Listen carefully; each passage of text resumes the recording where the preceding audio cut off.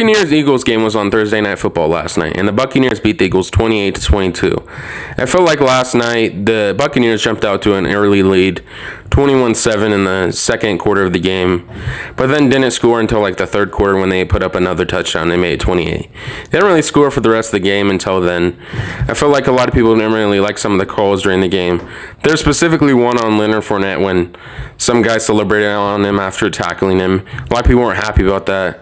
I don't think that you celebrating to another player should be fined or penalized. I don't really like that. I don't like that ruling in general. Leonard Fournette did have a good game, though. He had 2 touchdowns, 81 yards. Tom Brady had 297 yards and 2 touchdowns as well. I feel like the Buccaneers defense definitely did improve. They were getting after Jalen Hurts more, but the Eagles had pretty good defense on the Buccaneers in the second half, which was kind of surprising to me. A lot of the fans were booing Jalen Hurts during the game, do you guys think that Jalen Hurts is going to stay the QB1 for the Eagles or no? I could literally play until I'm 50 or 55 if I wanted to. I don't think I will, obviously. My physical body won't be the problem. I think it will just be I'm missing too much of life with my family. Tom Brady on NFL longevity, which I don't really know how long he's going to stay in the NFL.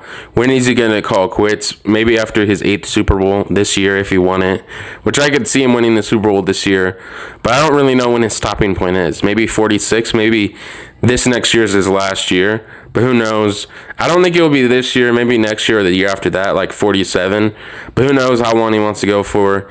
And 50 or 55, do you guys think he could actually play until he's 55? I think he's overestimating himself. He says that his physical health won't be the problem at that point, which I don't really know. Injuries really rack it up after 50 or 55. Usually players don't play that long in any sport in general. It's very rare to be that old in a sport, especially when it's physical as football, but who knows.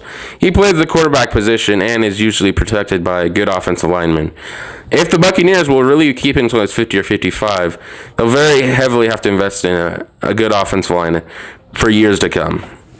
Brady wanted to be a 49er. No free agency tour, no bidding war.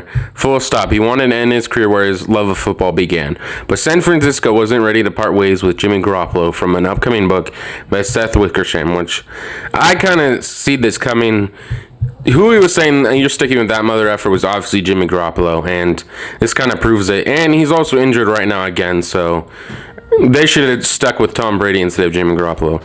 They should have traded him away. Jimmy Garoppolo was never going to take Tom Brady's job, even if he would have stayed in New England. And Jimmy Garoppolo will never be better than Tom Brady. And he just has too many injury histories. This was a terrible thing by the 49ers not to take Tom Brady.